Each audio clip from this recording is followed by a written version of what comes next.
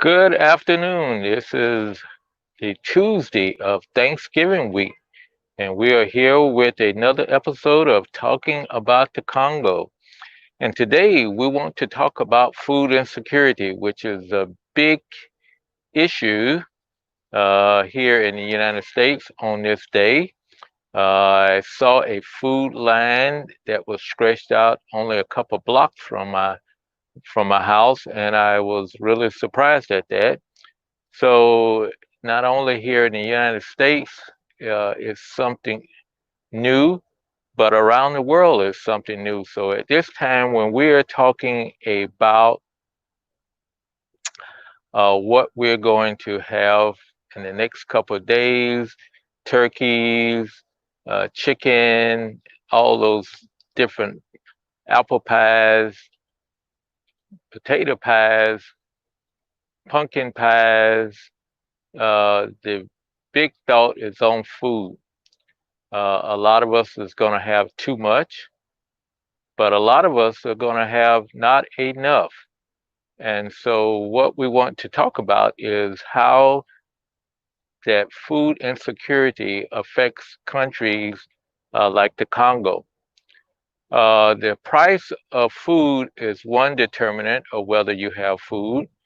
If everybody don't grow food, and so therefore, when you have a crop loss of something, and there's not enough food and there's a scarcity, the scarcity drives up the price. And so people can't afford food, the basic staples. And the basic staples in the Congo is cassava and corn and some type of green, either spinach leaves or some type of green like a potato leaf, any type of green leaf.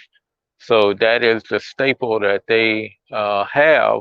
And so uh, when those prices go up because of not only the scarcity, you may have the difference in seasons. But for a lot of the things, as far as cassava, it can grow year round, and so there's not a lot of scarcity in it. But when you're talking about corn, corn is planted and it grows and then it is harvested. And so you can have a scarcity of it that will drive the price up. So that's one reason why there's sometimes people suffer because of food, because they don't have money. And that's the same case we have here in the United States. People are out of work, people don't have money. So there is the big food lines of people waiting to get food. And it's probably the first time I ever seen something like that here in the United States on a mass scale as it is. But it was just something that I just only seen on television. And but when I saw it only a block away, a couple blocks away from the house, I thought, boy, this is really close. So, scarcity, number one, drive the price of food up and you don't have money to purchase it. Also, you can have natural disasters. Natural disaster will also uh, put a scarcity in the food, and then that will immediately drive the prices up, just like gas prices. Gas prices right now are very low because I think all the companies, they produced a lot of gas thinking that people were going to do a lot of driving for Thanksgiving. And right now, I don't think the numbers are up, is going to be up as high as they had predicted. So there'll be enough fuel for everyone. And so now they're driving the prices down. But food is one of those things is you cannot, just instantly turn it on and turn it off. Another problem with the Congo that drives up the price of food is that crop season. We produce, during one season here in the United States, but they send it to the factories and they make it into flour, and you can buy, buy bags of flour year round, and you don't have to worry about it. They put corn in cans, they freeze it, so you can have corn year round, whether uh, no matter what, that corn could have been produced 6 months ago, maybe even years ago, because they put an expiration date on the cans of corn and say that it should be consumed by this period of time.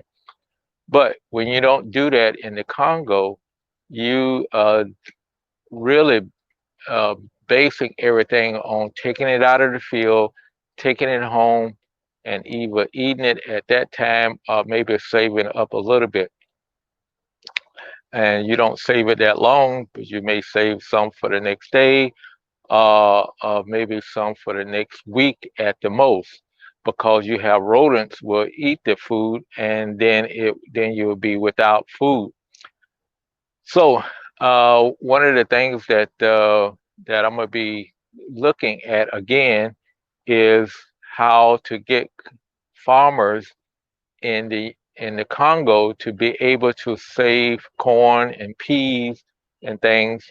We're looking at a product out of that Purdue University produced, and hopefully we can now, with all the food insecurity that's going on, we can get the Congolese farmers to engage in that, so that number one, there won't be, they can have corn year round for sale, and it will even out the prices of corn to a certain extent.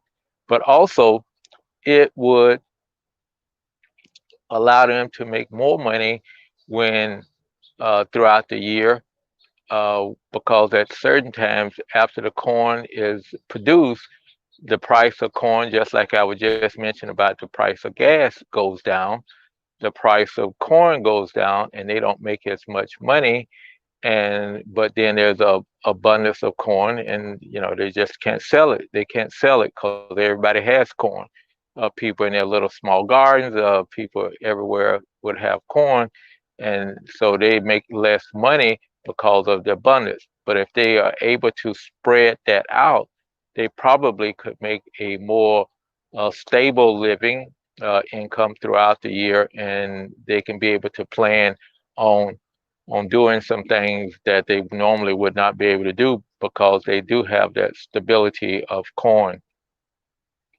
So in the Congo, because of those problems, that they don't have a way to can corn, uh, the save foods, something like that. There's no refrigerators, as we talked about earlier, that you cannot, because you don't have a steady source of electricity off the grid.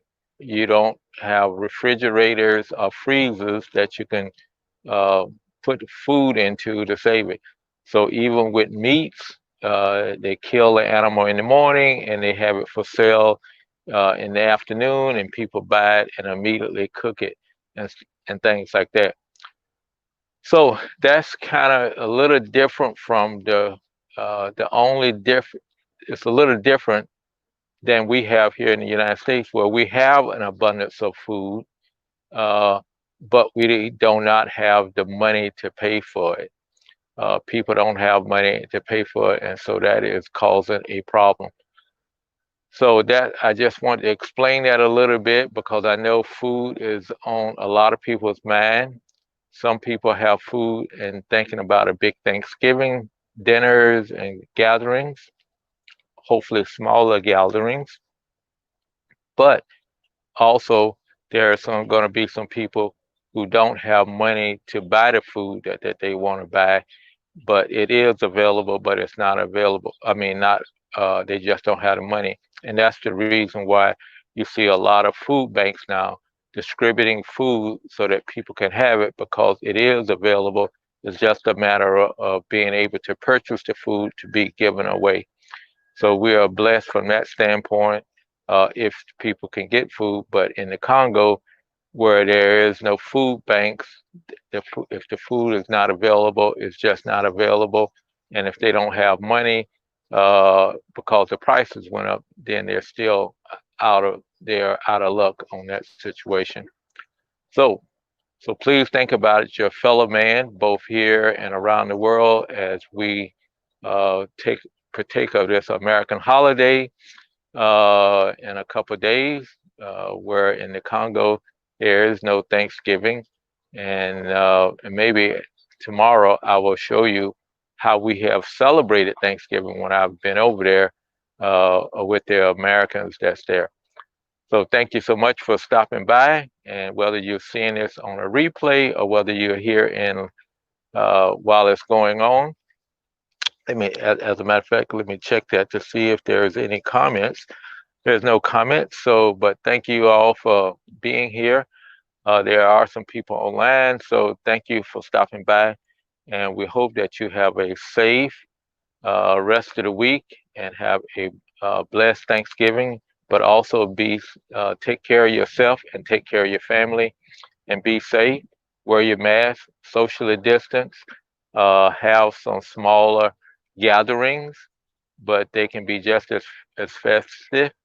And so we just hope that everybody come out of this weekend more in a more secure way than we have anticipated. We're more secure than some of what the health officials say that we're going to go through if we're not as safe. So take care, be blessed, and we will see you tomorrow at 3 o'clock. Thank you so much.